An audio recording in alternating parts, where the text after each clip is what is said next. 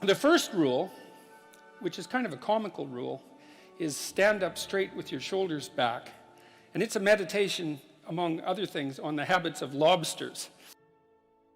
Rule number 2 is treat yourself like you're someone that you care about.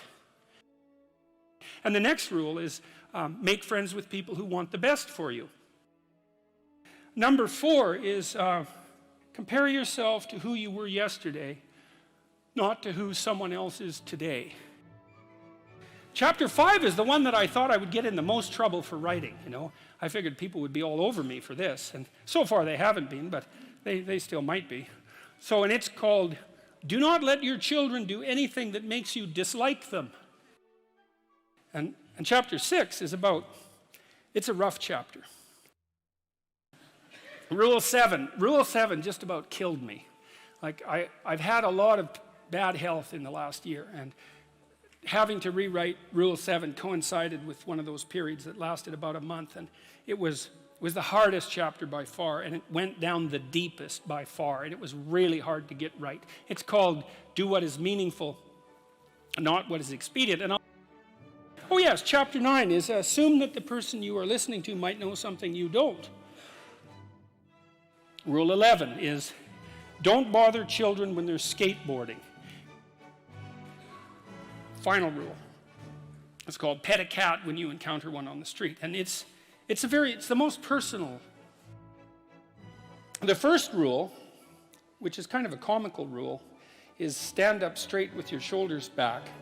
And it's a meditation, among other things, on the habits of lobsters. I read some papers on lobsters must be 10 years ago, I guess, and they just absolutely blew me away. And one of the things I've really loved about being a psychologist, and there's many things, but I've really loved psychoanalytic theory and the great clinicians, the behaviorists as well. I mean, Freud, Jung, Adler, Carl Rogers, Abraham Maslow. I was reading these articles on lobsters, and I came across this finding that lobsters govern their postural flexion with serotonin. And I thought, God, that's so interesting. It's so flexion is to stand up straight. Eh? I thought, wow, that's so interesting because, you know, depressed people crouch over. I wonder if there's any link between those two things. And then I went and read a whole pile of papers on lobster and lobster neurochemistry. Lobster neurochemistry is actually quite well understood because they have a fairly simple nervous system, right? And so if you want to understand a complex nervous system, it's a good idea to understand a simple one first and then sort of elaborate upwards. And it turns out that serotonin governs status. It governs status, emotional regulation, and posture in lobsters, just like it does in human beings. And so that just blew me away. And so one thing that chapter 1 is about is the fact that if a lobster is defeated in a dominance battle, you can give it essentially antidepressants and it will fight again. And that just blew me away. You know, it's so remarkable because one of the things it tells you is that, so if you're imagine that you could be lobster top dog or bottom dog. Imagine there's 10 strata in the lobster hierarchy. So you could be number 1, right, top lobster, number 10, bottom lobster. If you're bottom lobster, you have low serotonin levels and high octopamine levels. That's a neurochemical that human beings don't produce. And if you're a top lobster, you have high serotonin levels and low octopamine levels. And you can move a lobster in its dominance hierarchy by moderating its levels of serotonin. And I thought that's so interesting because what it means is that the counter that keeps track of our status, and we have a counter in a sense in our minds that keeps track of our status, is 1/3 of a billion years old.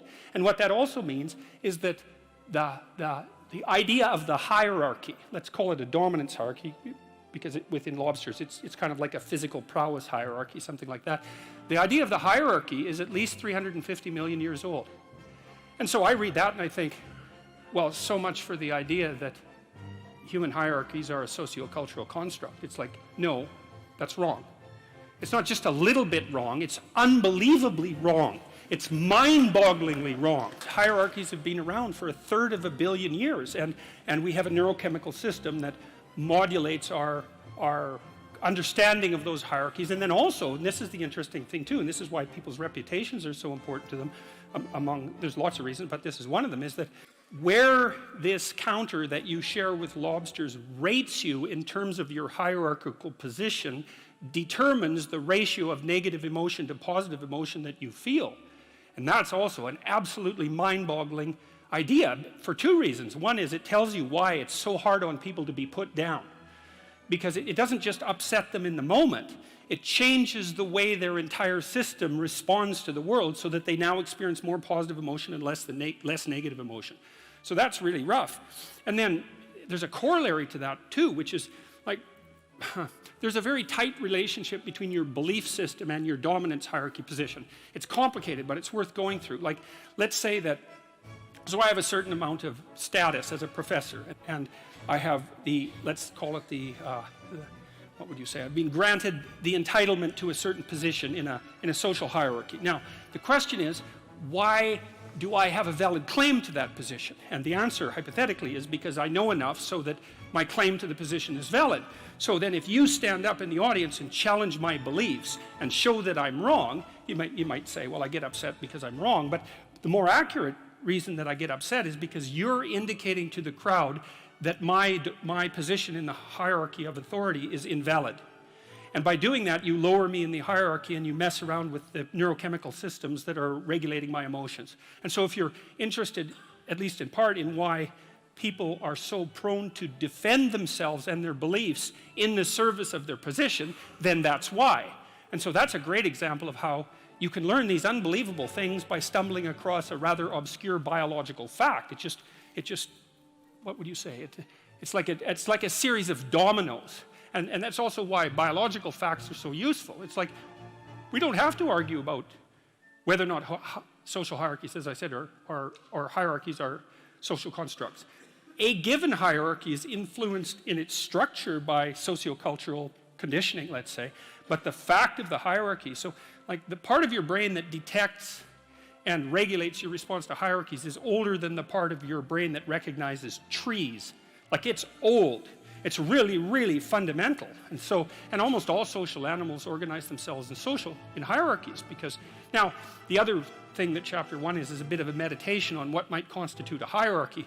One of my business colleagues, a former student of mine from Harvard, very, very smart guy. He's got a graduate degree in engineering from MIT and a PhD in psychology from Harvard, so there's like one of him in the whole world. And he's a very smart guy. And he helped me design the self-authoring suite, by the way, and he's been working for about 20 years on that. That's a suite of programs that helps people write about their lives and straighten them out. He told me to stop using the word dominance hierarchy. And he said the reason for that was that it was infested with Marxist presuppositions. And it really bothered me when he first said that, because I've been using the word for years, dominance hierarchy. He said, we had a discussion about that. He said, well, it's predicated on the idea that you climb up the hierarchy, human hierarchy, as a consequence of the expression of power. It's like, that's wrong. You climb up valid hierarchies as a consequence of the expression of competence. And that's actually technically right. He was exactly the right person to tell me that, because he had done his PhD on what predicts success in Western hierarchies. And the answer is quite clear. General cognitive ability, some prefrontal ability as well, which was what he specifically tested. So intelligence, roughly speaking, although it's a little bit more elaborate than intelligence, but that's close enough. And trait conscientiousness accounts for about 50% of the variance in long-term success. And you think, well, hey, how do you want your society to be structured? It seems pretty good to me that smart, hard-working people are the ones most likely to succeed. That's not a bad empirical test of the validity of a structure, you know, especially given how much vagary there is in life. Lots of random things happen to people, but it's better to be born 3 standard deviations above the mean in intelligence in the West than it is to be born 3 standard deviations above the mean in wealth in relationship to where you'll end up when you're 40. So he said to use the word competence hierarchy, or we decided that, and I think that's much better.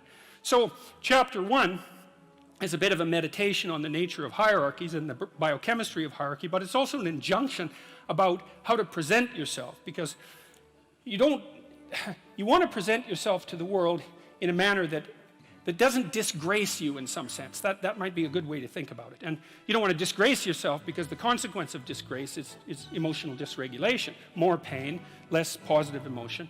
And so the best way to present yourself is to stand up forthrightly and to stretch out, you know, and to occupy some space and to you make yourself sort of vulnerable by doing that because you open up the front of your body, right? But it's a sign of confidence. And that way people are most likely to give you the benefit of the doubt. And that's a good way to start regulating your mood. But not only does it directly regulate your mood to stand up, because it's so tightly associated, like postural flexion is associated with serotonin and emotional regulation, but also because if you straighten up and you present yourself in that manner, then other people are more likely to take you seriously. And that means they'll start treating you as if you're a number 1 lobster instead of a number 10 lobster. And that's another way that you can at least give yourself the bloody benefit of the doubt, right? And confront the world in a courageous manner. And that's a really good way of figuring out how to establish yourself in multiple competence hierarchies, because one of the general rules of thumb about how to be successful is to confront things that frighten you forthrightly and with courage. And that's kind of a universal strategy for success. And so that's what the first chapter is about. So that's quite fun. My graduate students, I told them these lobster stories. My graduate students, when we used to go out for breakfast, and they were a very competitive bunch, very fractious and witty, and they were always trying to get one over on each other, and making some witty put down or something like that. And it got to the point in the restaurants where they'd put their claws in the air and click like this when they, got one over on one of their colleagues. Rule number 2 is treat yourself like you're someone that you care about. And that's a deeper chapter, I would say. Like, chapter 1 is kind of comical, but it's also got this serious scientific end, for example, and it's practical, like most of the rules are. Chapter 2 is a bit of a meditation on why. See, I read this piece of work by Jung a long while back, and it was a meditation on the injunction to treat your neighbor as you would like to be treated. Something like that. And what Jung pointed out, which I really liked, was that wasn't an injunction to be nice to other people.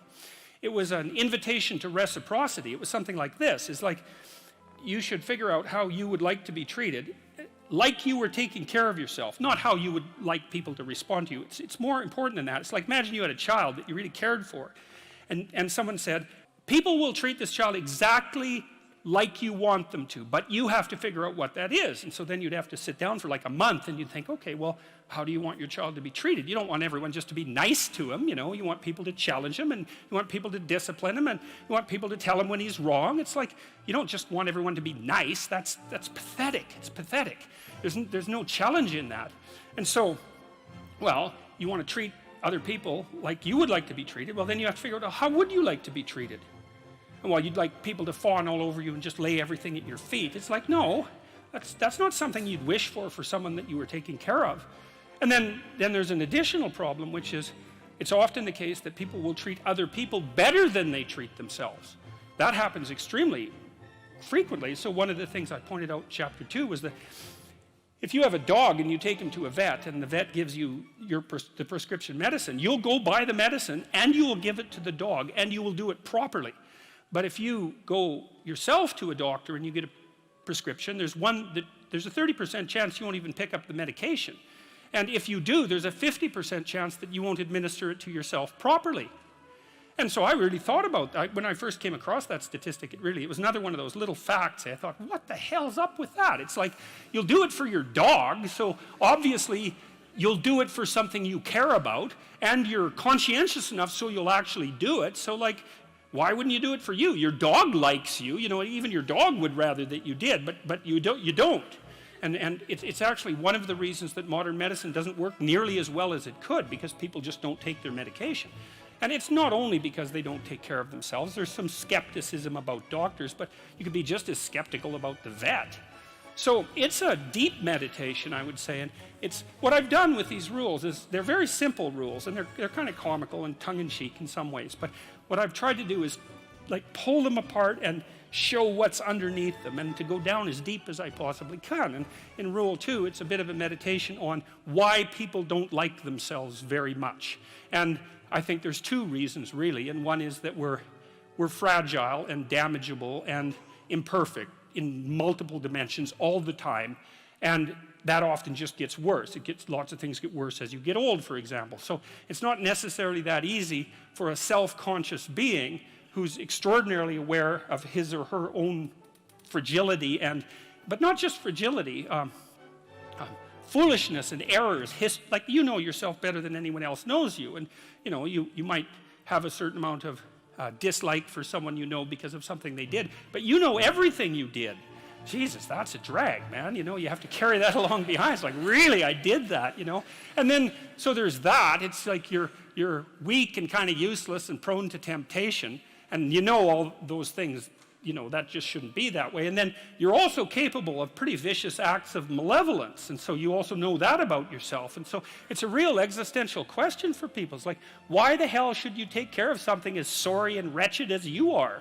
And that's really what the chapter is about. It's because the answer in the chapter is, you're, first of all, yes, you're pretty useless and terrible, but so is everyone else, and that's actually an existential problem, right? And what I mean by that, it's a problem that every human being has always had and always will. So it's not just you, it's a universal problem. And that there's an answer to that, and one of them is to, what does it say? Love the sinner but hate the sin. It's something like that, is that despite the fact that you're not all that you could be, the proper attitude to have towards yourself is the attitude that you would have towards someone that you genuinely cared for. And that it's incumbent on you to act as if you genuinely care for yourself, just like you would act towards someone that you actually cared about, some other person. And so it's a reversal in some sense of the golden rule, right? And it's a discussion of why that's necessary. And also, more than that, it's a discussion of why you have a moral obligation to do that. It's not just that you should because it would be better for you. You actually have a moral obligation to do that, I think, because you make the world a much better place, much worse place if you don't take care of yourself. So you should bloody well take care of yourself, because, well, that's what the chapter's about. It's partly because you have something valuable to bring into the world. That's the thing about being an individual. It's the thing that Western civilization has always recognized, that as an individual, you have a light that you have to bring into the world, and that if you don't bring it into the world is a dimmer place, and that's a bad thing, because when the world is a dim place, it can get very, very, very dark. And so it's necessary, not just so that you feel better, not just so that you're a #1 lobster, none of those things. You need to take care of yourself because you're in the best position to do that. And it's necessary for you to take care of yourself. Despite the fact that we're mortal and vulnerable and self-conscious and capable, not only capable of doing terrible things, but actually do them. Despite all that, you still have that responsibility. And so I wanted to hit the question as hard as I can to try to figure out, well, why people are contemptuous of themselves. And there's plenty of reason, that's for sure, but the reasons do not justify the mistreatment of yourself. It's as simple as that. It's not a good strategy. And the next rule is make friends with people who want the best for you. And that's a meditation on my own childhood and adolescence to some degree. I had friends who wanted the best for me and friends who didn't. And they were friends who, some of them were aiming up and some of them were aiming down. And if you have a friend that's aiming down and you do something that's aiming up, then they're generally not that happy about it. They try to top your accomplishment with one of their own, hypothetical or real, or put down what you're doing, or offer you a cigarette if you're trying to quit and you've kind of done that successfully, or a drink if you've been drinking too much and are trying to stop being an alcoholic, Or, they're cynical and bitter and devoted towards no good, and sometimes that's family members too, and sometimes it's even part of you, But this chapter is an injunction to people, is like you have an ethical responsibility to take care of yourself, you have an ethical responsibility to surround yourself with people who have the courage and faith and wisdom to wish you well when you've done something good, and to stop you when you're doing something destructive. And if your friends aren't like that, then they're not your friends. And maintaining your friendships with them might not even be in their interest. And so it's a tricky argument to make, because I'm not saying, whenever anyone's in trouble, you should, push them into a ditch and then give them a couple of kicks. That's not the idea. The idea is that, but I had a couple of rules I didn't write about. One was be careful about whom you share good news with, and another was be careful about whom you share bad news with. And those rules ring in people's minds quite quickly. A friend is someone you can share good news with, You go to them and you say, hey, look, this good thing happened to me. And they say, look, I'm so happy that happened to you. Like, way to be. And they don't think, God damn it, why didn't that happen to me? And you didn't deserve it. And here's a bunch of reasons you're stupid and why it won't work. It's like, that's not helpful. And so I would say, if people are You know what, the other thing people are doing if they're trying to drag you down, let's say, is they're trying to see if you'll put up with it.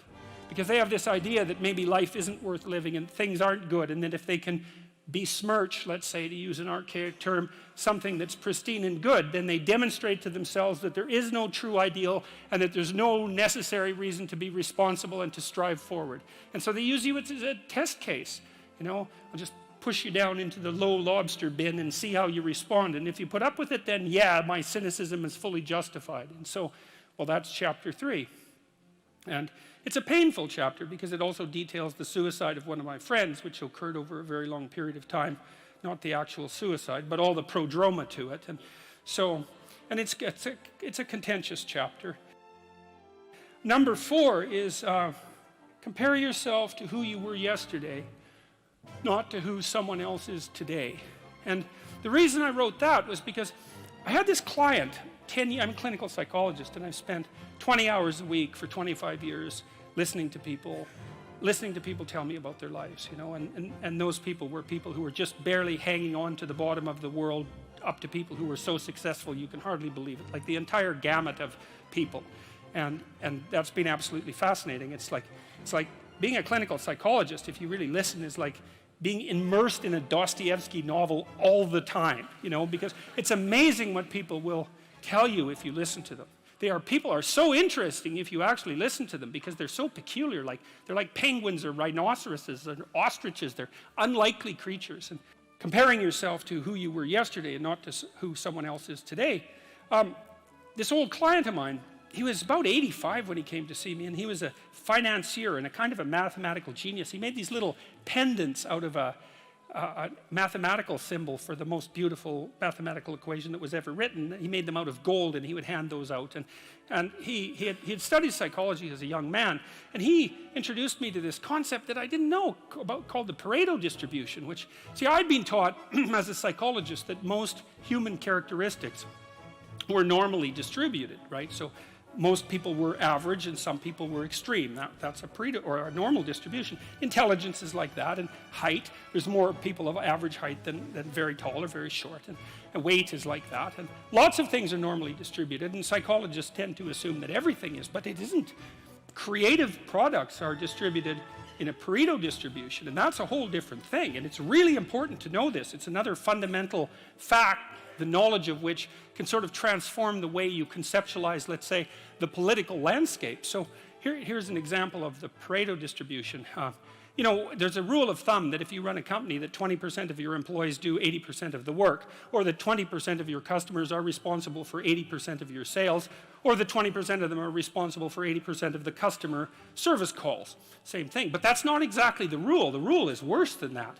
The rule is, in a given domain, the square root of the number of people operating in that domain do half the productive work. So you think, well, you have 10 employees, 3 of them do half the work. It's like, yeah, okay. What if you have 100 employees? Then 10 of them do half the work. What if you have 1,000 employees? Well, then it's 30. And if it's 10,000 employees, then it's 100. And this actually turns out to be a rather ironclad rule.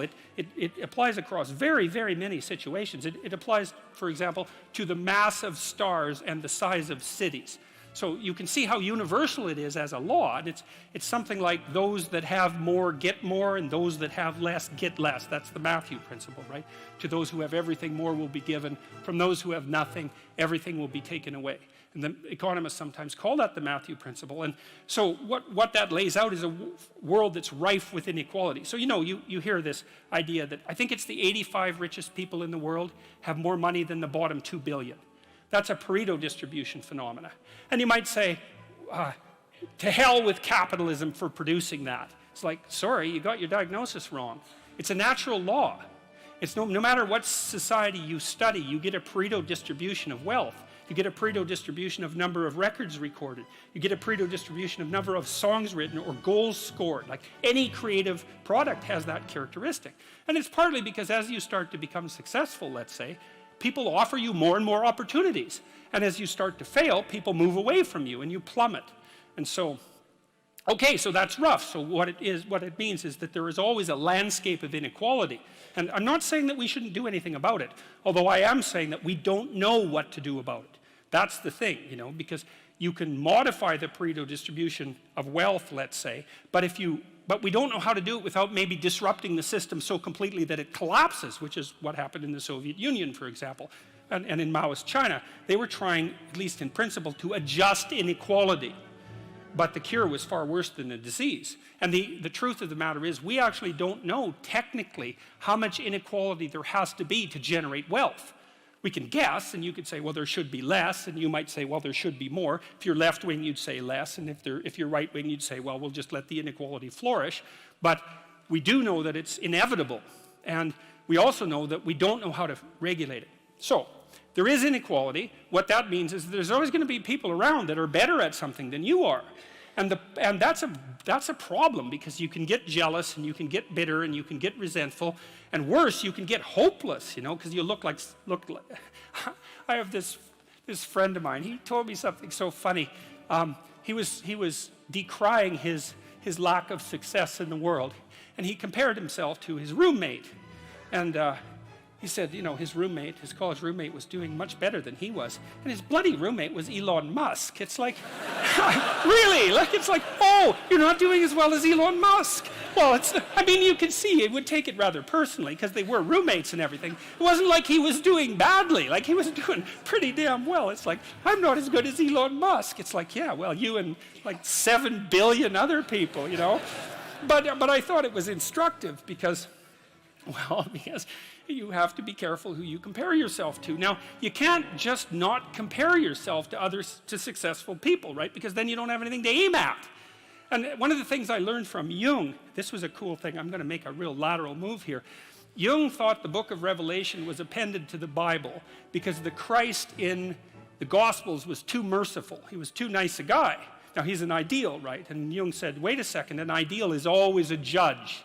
That's the thing about an ideal, because you're not as good as your ideal, so your ideal is a judge.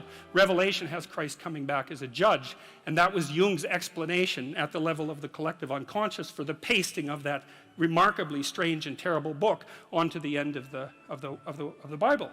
So, anyways, my point is an ideal you need an ideal because you have nothing to aim at, but an ideal is a judge, and you always fall short of the ideal. So how the hell can you have the benefits of having an ideal without having the crushing blow that goes along with having the judge that always regards you as insufficient?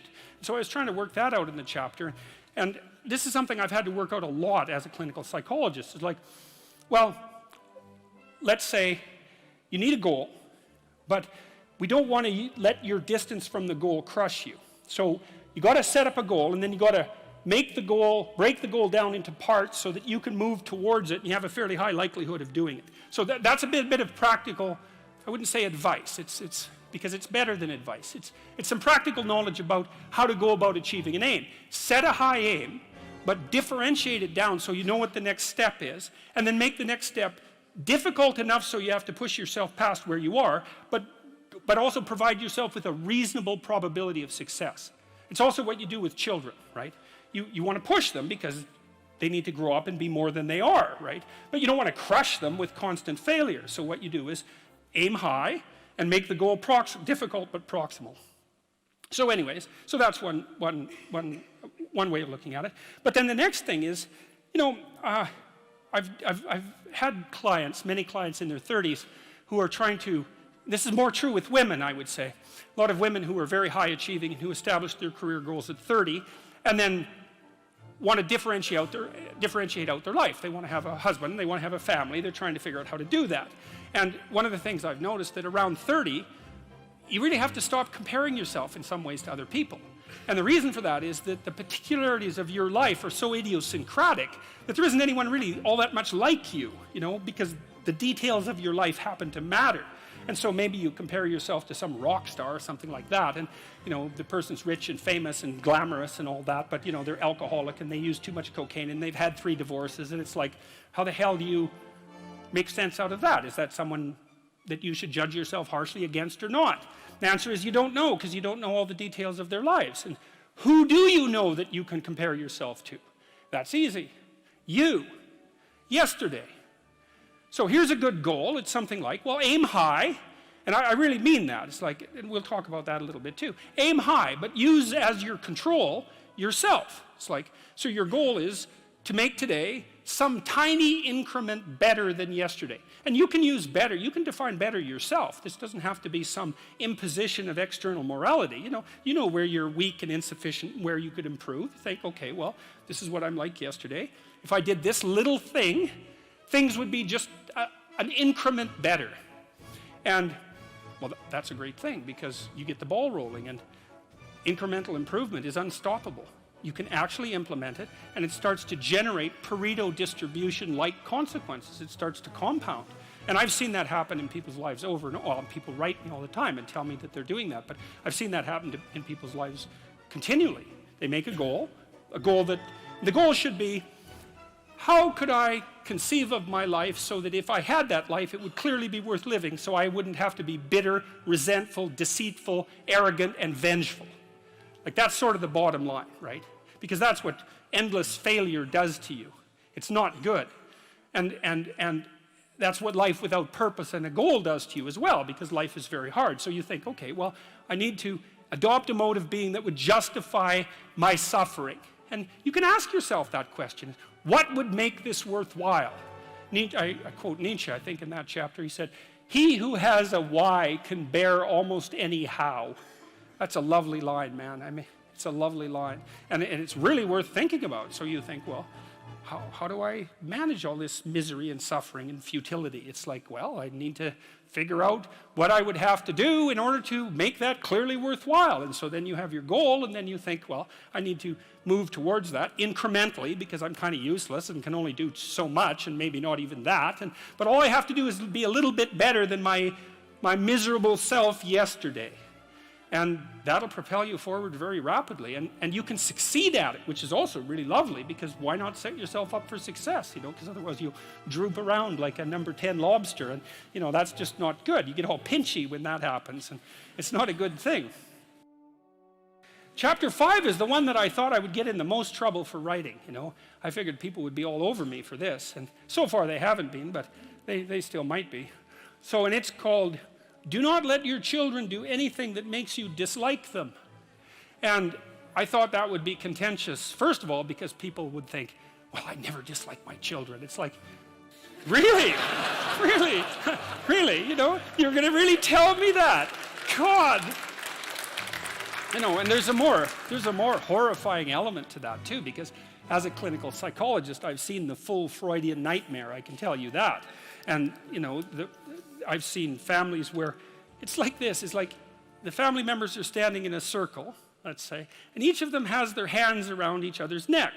And they're squeezing hard enough to strangle the other person in 20 years. And that's the family. It's like, and if you haven't met a family like that, or, well, then you're not paying attention. And there's some reasonable possibility that you're actually in a family like that. So the idea that parents can't dislike their children, it's like, God, how naive can you get? That's just, if you think that, man, I don't even know where you'd start to straighten yourself out. I could never dislike my children. It's like, yeah, well, those are the people who produce the most monstrous children, too, I can tell you that. So and then there's this idea that Jung had, which I really love, which is the idea of the shadow. And it kind of got pop psychology and trendy, sort of among the New Age types too. But one thing I can tell you about Carl Jung is, no matter what else someone might say about him, he is absolutely not New Agey. If you read Carl Jung and you understand him, and you're not terrified right to the depths of your soul, you haven't understood a damn thing you've read. And one of the things that Jung said about the shadow, which is the dark side of humanity, the dark side of each individual, was that its roots reached all the way to hell. And he meant something very specific, both metaphysical and practical by that. The metaphysical element was he meant hell, literally and metaphysically, but he also meant the more proximal kinds of hell. And so what he meant was that if you were able to understand your dark side, then you would see in yourself a reflection of the behavior that was present at Auschwitz, for example. And that the reason that people don't take the dark side of themselves seriously at all, and even confront the fact that it exists, is because no one wants to see that reflected within them. And no wonder. Like it's absolutely no wonder. Jung also believed that that confrontation with the shadow was an inevitable barrier to enlightenment, that there was no, Joseph Campbell, who is a popularizer of Jung to some degree, has become well known for saying, follow your bliss. And Campbell learned virtually everything he knew from Jung. But Jung, that isn't what Jung said at all. He said, pursue what's meaningful and you'll encounter that which you least want to encounter. And that's the dragon, right? That's the dragon that hoards gold, for example. And the dragon is also something that lives inside you. And it's not something that you take the encounter with lightly. There are very old stories about this. There's this Egyptian story about the god Horus, who was the Egyptian savior in some sense. And when he encountered evil, even though he was a god, he lost an eye in the battle. And so that's the famous Egyptian eye, that everyone still knows about. That's the eye of Horus that was torn out by Seth, who's the precursor to Satan. Back to children. See, I kind of knew this when I had my kids. I'd already undergone that to some degree and understood what it meant to be a bad person, a terrible person. And one of the things I knew was that manifested itself in families all the time. Tyrannical father, overprotective mother, more rarely overprotective mother, overprotective father, tyrannical mother. It's usually the other way around. And the terrible pathological familial drama that Freud made much of in the early 20th century. I'd seen that in many, many situations. Dismal, brutal, awful. And I've seen parents punish their children. And you can also take a page from Nietzsche if you really want to punish your children, or anyone else if you have someone you're interested in punishing, including yourself. You don't ever punish someone you really want to punish for doing something wrong, because that's actually a bit of a relief to them. That's the theme of Dostoevsky's Crime and Punishment. The murderer gets away with it, and it's a relief to him when he gets caught. It's like, no, if you really want to punish someone, you wait till they do something good, and then you punish them. Because that'll teach them. You maximize the hurt that way. You decrease the probability that they'll ever do anything good again. And I'll tell you, man, if you want to have a good relationship with someone, that's one thing you don't do. You open your bloody eyes, and if they do something that you would like them to do again, then you tell them how much you appreciated the fact that happened, and you hope that it replicates, You see, if there's one thing you can take away from tonight's lecture, that's an extraordinarily useful thing to know. Watch, and when people do something that they should do more of, say, look, I saw that you did this specific thing. I saw that it took some effort. Here's what it meant. Here's how I observed it. It's like, keep that up. And man, if you love someone, you do that to them. That's encouragement. That's such a great thing. Anyways, back to children. So I already knew that I was a pretty decent monster by the time I had kids, and I thought, well, my kid's little, like a baby or 2-year-old. It's like I'm a horrible monster, and so there's an uneven power problem here. I better not let that child do anything that really makes me angry. Now and then you hear about something horrible that happens. When I was in Boston years ago, I read about a woman who'd plunged her 2-year-old daughter's arms into boiling water. You think, well, how in the world can that happen? It's like, well, she's probably hungover. She probably just lost her job. She was probably desperate in 6 different ways. She probably didn't have any decent disciplinary strategies for children. She probably didn't have anyone helping her. She was bitter and resentful and angry, and the child misbehaved at exactly the wrong moment. And you're going to be around your children a lot, and so you might want to have it so that they don't misbehave at exactly the wrong moment. Because all hell can break loose if they can, and I didn't want that to happen. And I knew that it was easy for people to hate their children, even though they mouth the words that they love them all the time. I saw very little evidence of that in many situations. And so one of the things, you have a natural affinity for children, and even maybe a more powerful natural affinity for your own children. So that's a good start.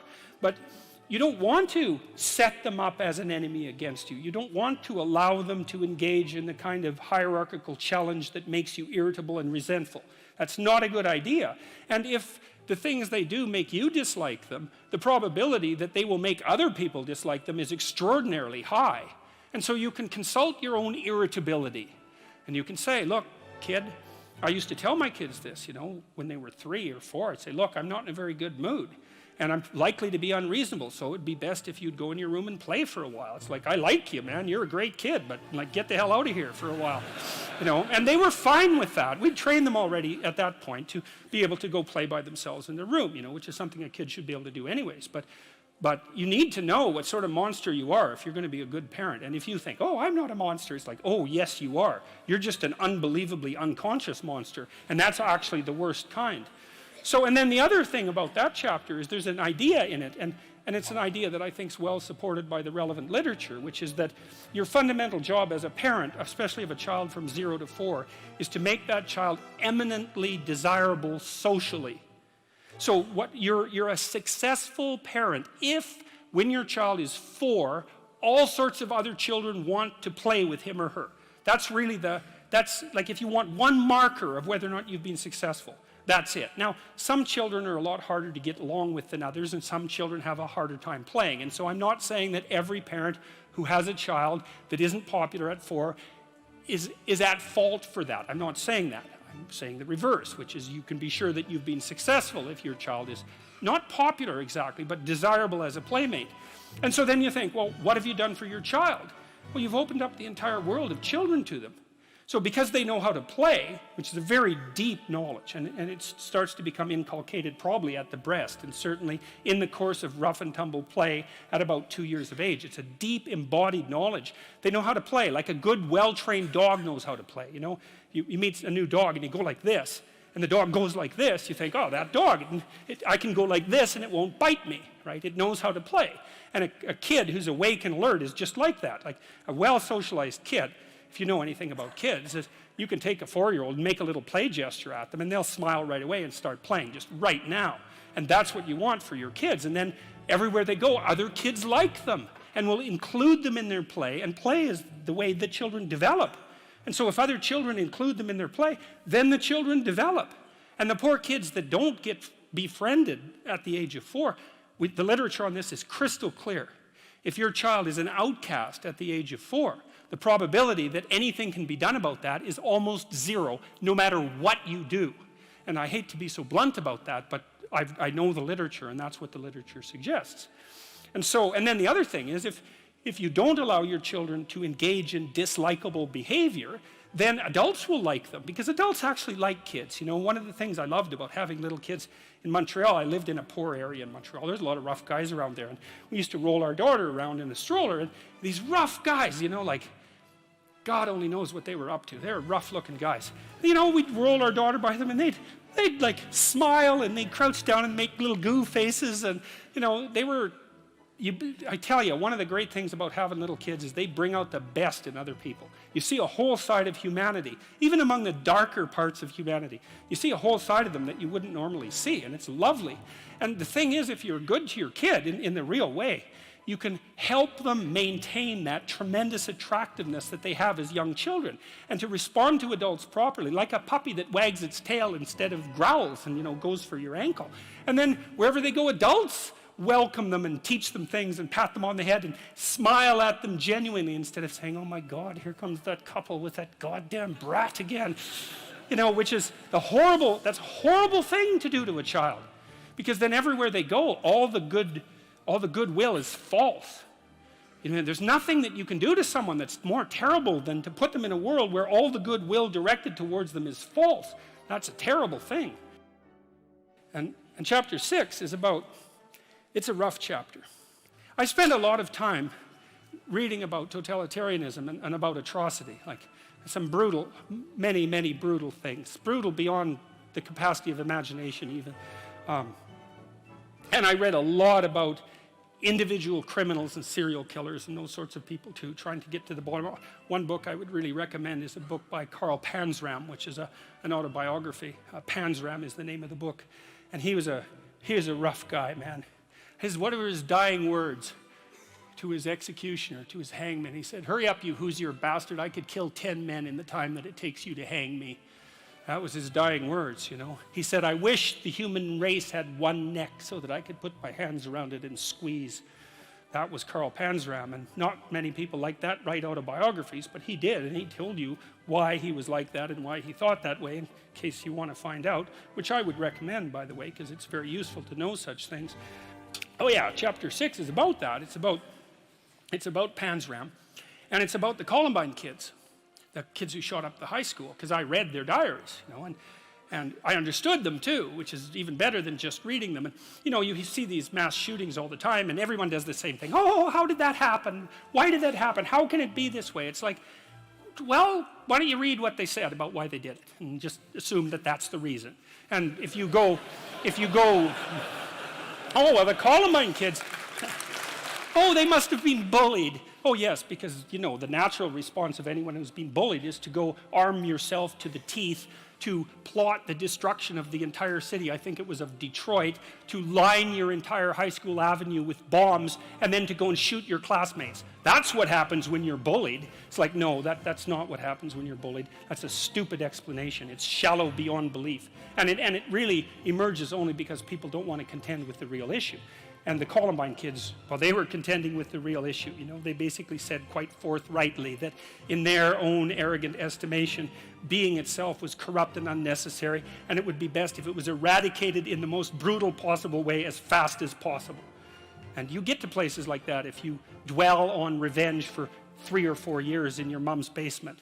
You can go to very dark places, and so that's what chapter 6 is about. And, Panzram, who was very brutally treated when he was a kid, and the Columbine guys who, had their ups and downs, but nothing compared to Karl Panzram, say, were judges of being and decided that it was flawed and that they were the ones to set it right.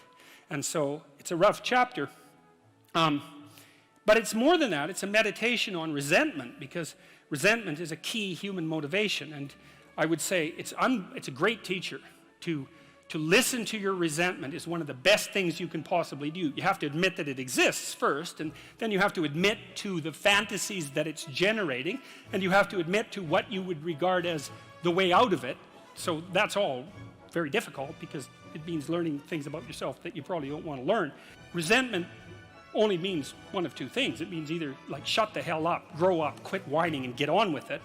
That's one thing it means. Or someone is playing the tyrant to you, might even be you, and you have something to say and do that you should say and do to put it to a stop. And so and resentment can show you the pathway to doing that. It's a meditation on resentment, and one of the principles that I extracted from that is, like, a resentful person wants other people to change. And if you're resentful, then your motivations aren't trustworthy. In fact, they're very, very dark, and that's why I went to the extreme with people like Panzram and the Columbine killers. Resentful people who want to change the world are not to be trusted. What should you do instead? How do you treat your own resentment? I would say, well, I read this great line in a T.S. Eliot play called The Cocktail Party. And in it, this woman comes up to a psychiatrist. I think this is in this chapter.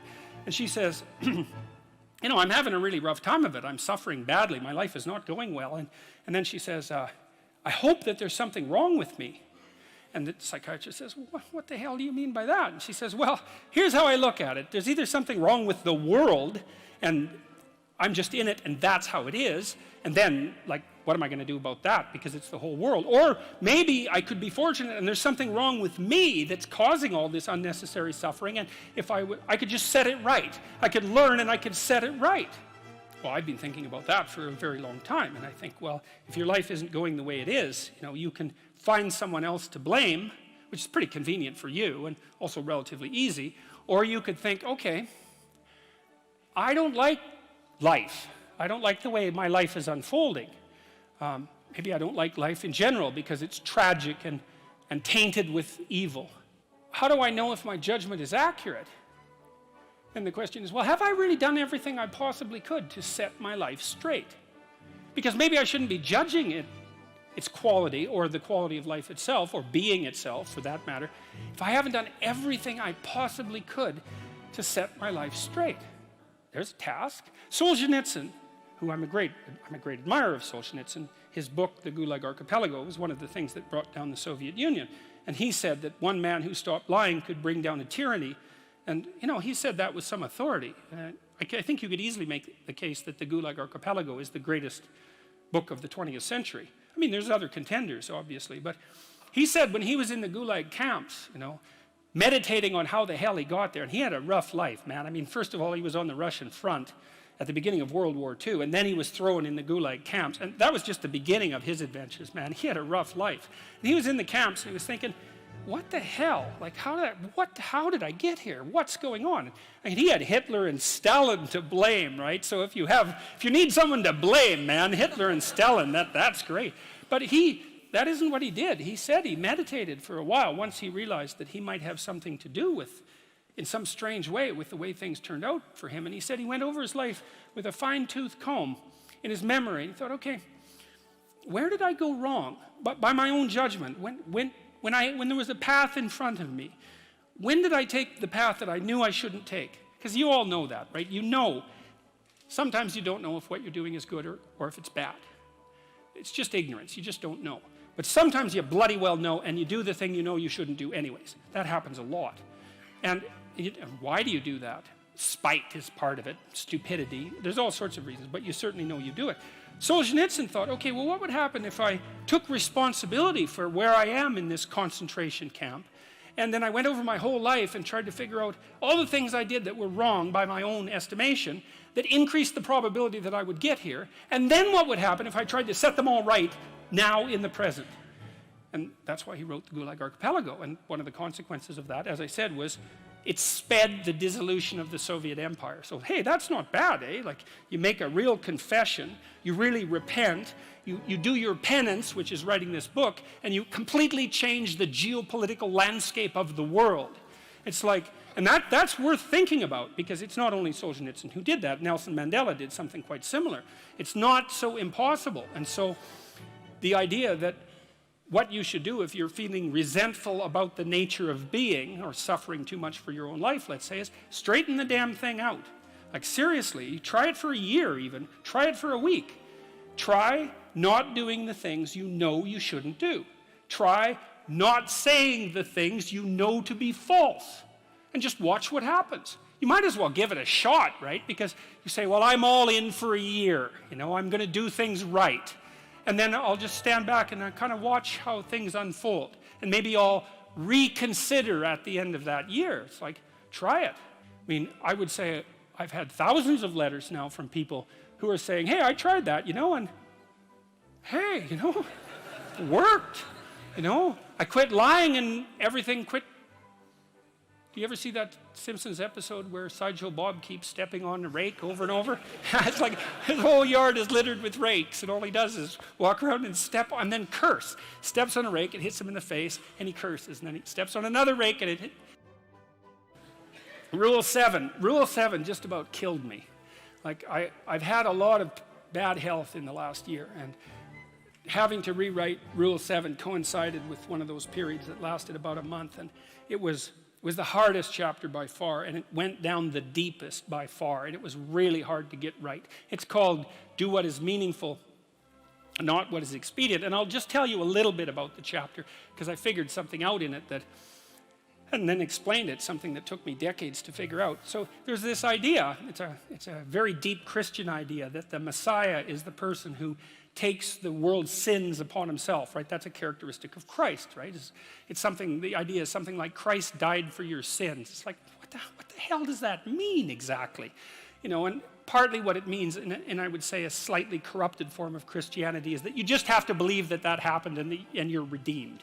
It's like, well, we'll leave that aside for a second. But there's an idea there, a psychological idea. And you know that because the idea doesn't go away. It's lasted for thousands of years. It's like, well, so the idea signifies something. It has a psychological reality independent of its metaphysical reality, whatever that might be. And so I thought about that for a long time. It's like, what in the world does that possibly mean? And then I realized, and Jung knew this, Carl Jung knew this, that it was associated with this idea of the shadow. I had this client once who, her parents, man, they were pieces of work. Her parents taught her, I swear to you that this is the truth, her parents taught her that adults were angels, literally. And when I saw her, she was about 30, and she had a lot of strange symptoms of sorts I'd never seen, psychosomatic symptoms. She had kind of like quasi-epileptic seizures at night, but she stayed conscious during them. It was very difficult to understand it, and I won't walk through it. But her parents told her that adults were angels, and she was like 28. She had a university degree, and I said, well, didn't you ever wonder about that? I said, didn't you read any history? And she said, yeah, what? I'd read something about the terrible things that people did to each other, and I would just compartmentalize it. And that was actually the key that I used to unlock what was wrong with her, which was eventually fixed. And I won't go into that. But I said, I gave her this book. I gave her 2 books. I gave her a book called The Terror That Comes in the Night, which is a book about sleep paralysis and nightmares, because I thought that was what might have been bothering her. It turned out that wasn't it. Then I gave her this other book called Ordinary Men.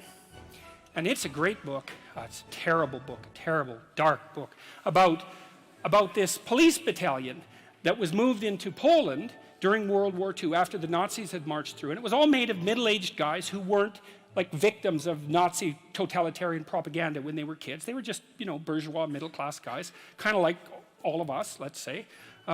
And they went to police Poland, and they were going to have to do some terrible things, essentially. But their commander told them quite forthrightly that if being involved in wartime policing was too hard on them, if they felt that it ethically violated them or psychologically violated, they could just go back to policing in Germany.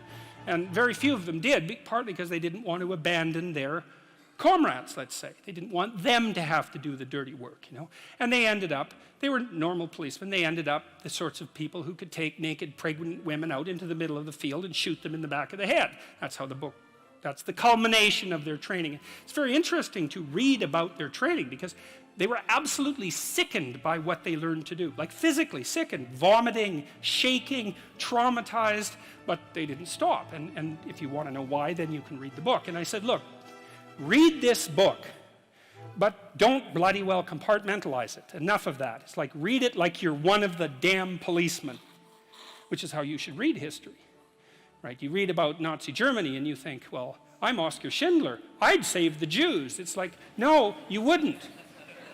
Right, you wouldn't, because people didn't. And the probability is very high that you wouldn't. And all you have to do is think it through. You know, Anne Frank, it's like, you're really going to put your family at risk to hide a group of another family in your attic for like multiple years while there's Nazis parading the street, and where if you get exposed, you all die. You're going to do that, are you?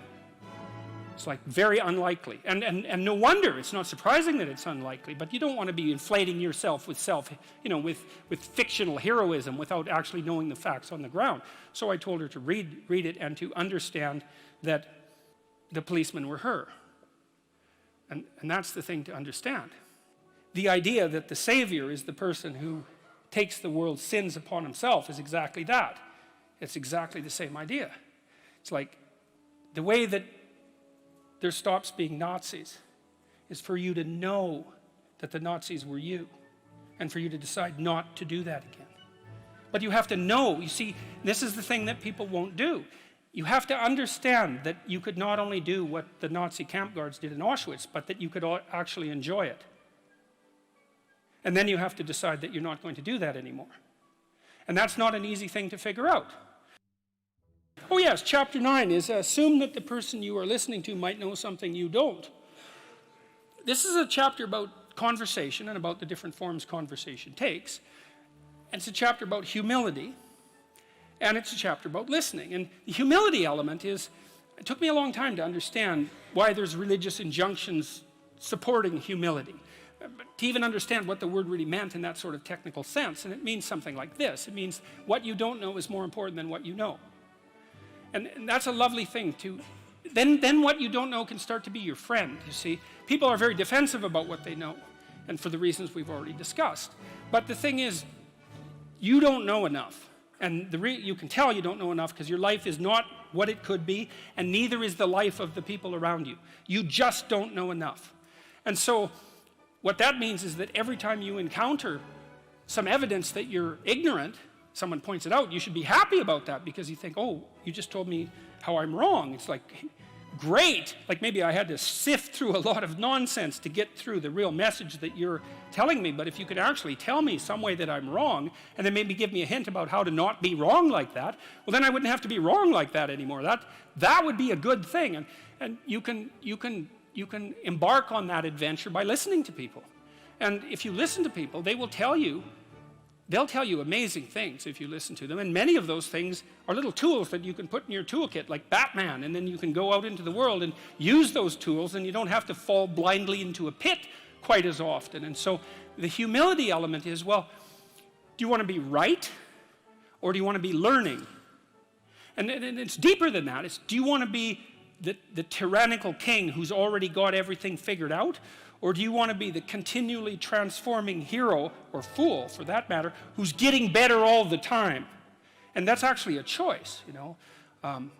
It's a deep choice, and it's better to be the self-transforming fool who's humble enough to make friends with what he or she doesn't know, and to listen when people talk. And listening is a transformative exercise. Like if you listen to the people in your life, for example, if you actually listen to them, they'll tell you what's wrong with them and how to fix it and what they want.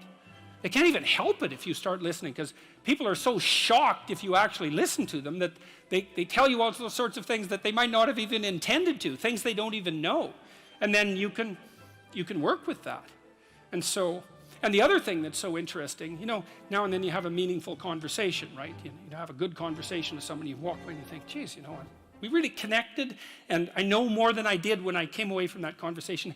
And during the conversation, you're really engrossed in it. And that feeling of being engrossed is a feeling of meaning, and the feeling of meaning is engendered because you're having a transformative conversation. So your brain produces that feeling of meaning for you. It says, oh yeah, this is exactly where you should be, right here and now. It's the right place and time for you. And that's a great place to occupy. And so a good conversation where people are listening has exactly that nature. And the reason it has that nature is because it is in fact transformative. It's one of the truisms of clinical psychology. Like if you're a clinical psychologist, a huge part of what you do is just listen to people. It's like, you know, they come in, they're unhappy, and they'd rather not be, something like that. You say, well, why do you think you might be unhappy? And they don't know. They have some ideas, and they may have to ramble around for like a year before they figure out why they're unhappy. They get rid of a bunch of reasons why they thought they were unhappy that are untrue, and then you kind of get to the heart of the problem. And then you might ask them, well, if you could have what you wanted so that your life would be okay, what would that look like? Then they have to ramble around a bunch about that because they don't really know. But the listening will straighten them out, because people think by talking. And in order to think, you have to have someone to listen, because it's very hard to think. Hardly anyone can think. And even the people who can think can only think about a limited number of things. But almost everybody can talk.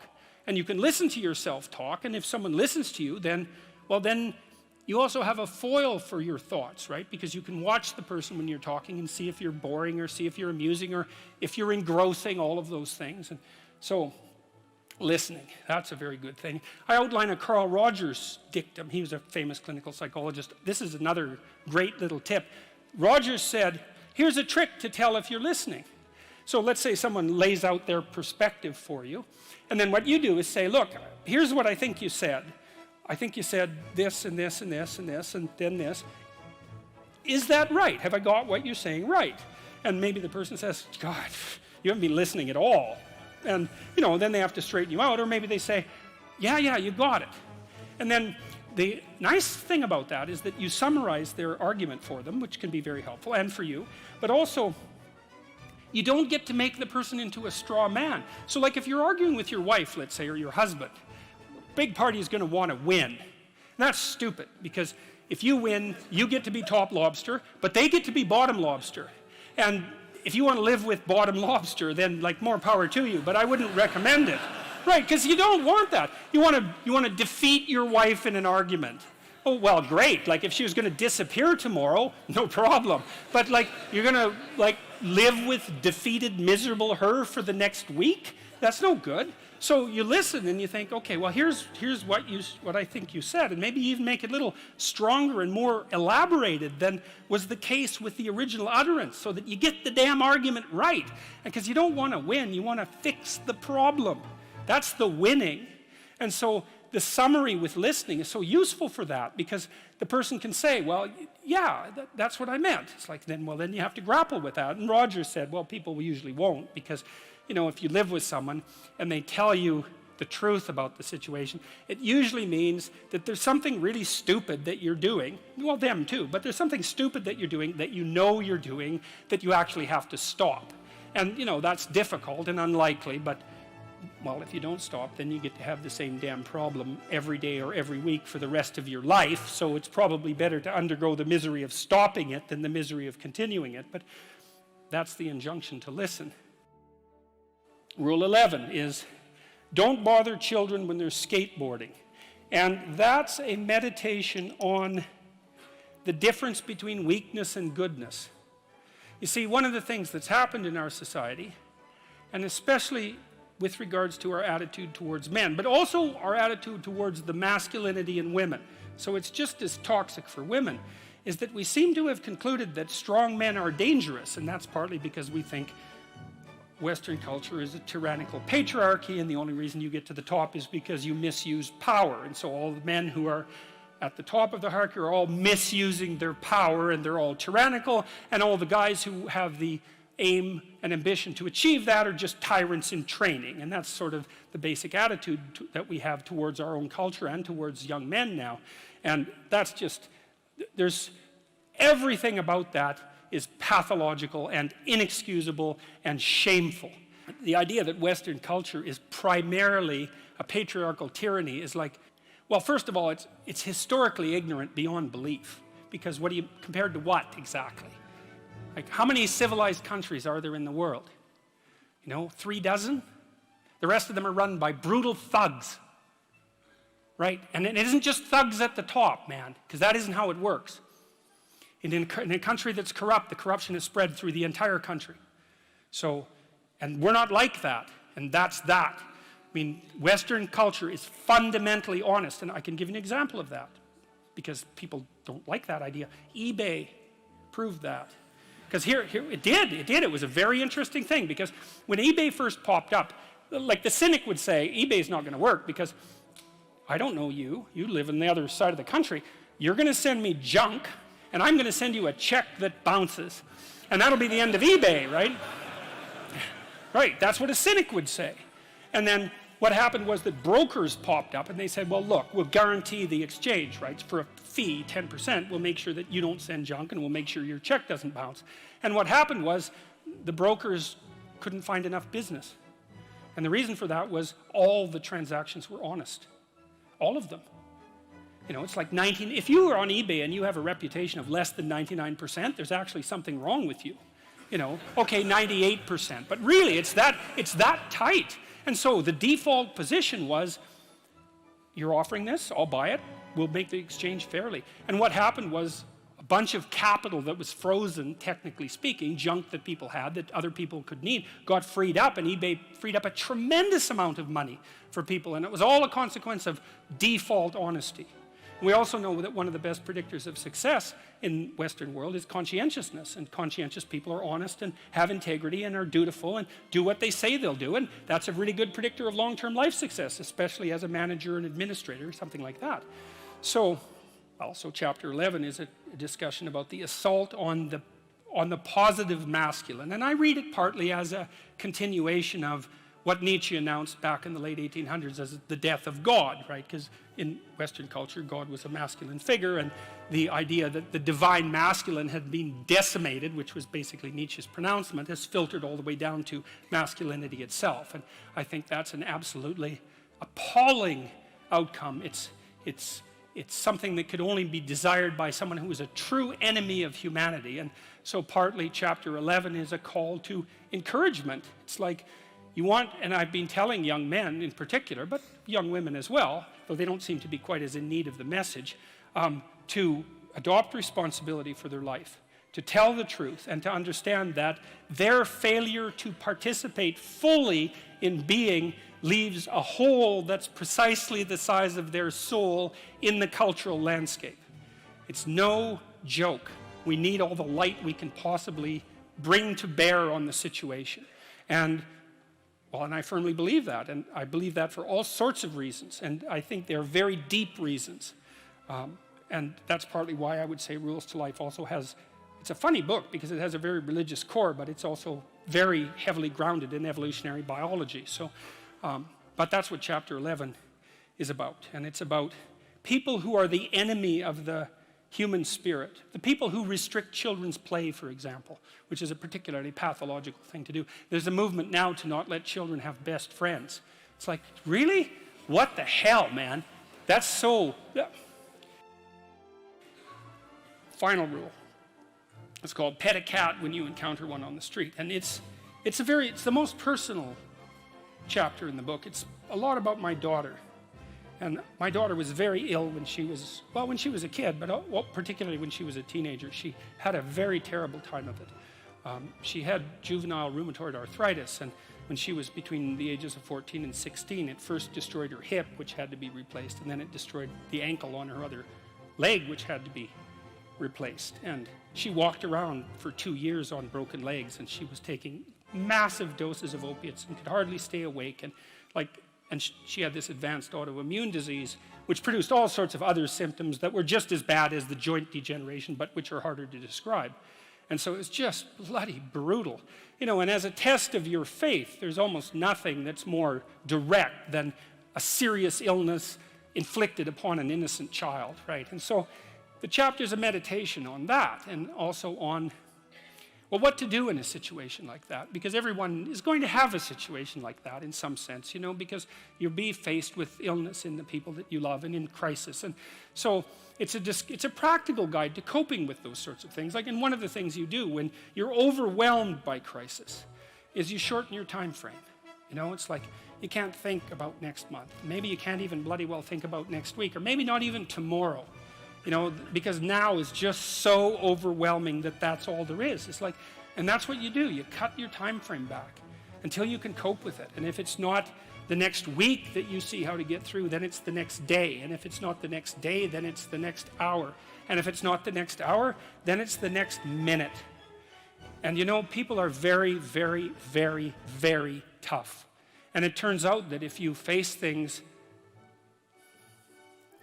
that you can put up with a lot more than you think you can put up with, and you can do it without becoming corrupted. And she did recover quite fully, and much as a consequence of her own machinations, because she figured out what was wrong with her and then took the necessary steps to fix it, which is nothing short of a bloody miracle as far as I'm concerned. And anyways, part of the cat bit is, I actually start by talking about our dog, who actually died about a year ago, but he's still alive in the book. I let people know, because dog lovers love dogs, and if you love cats, then they think you don't like dogs, and then they think they don't like you.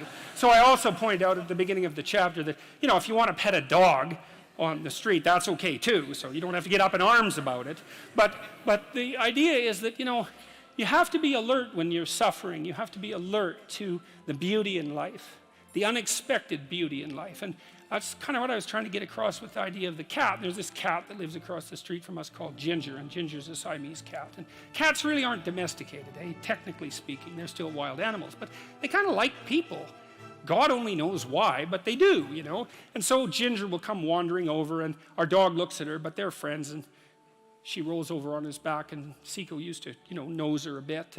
And then she'd kind of mosey over and let you pet her if she was feeling like it that day. And, you know, you have to look for that little bit of sparkling crystal in the darkness when things are bad. You have to look and see where things are still beautiful and where there's still something that's sustaining. And, you know, you narrow your time frame and you be grateful for what you have, and that can get you through some very dark times, and maybe even successfully if you're lucky. But even if unsuccessfully, then maybe it's only tragic and not absolute hell.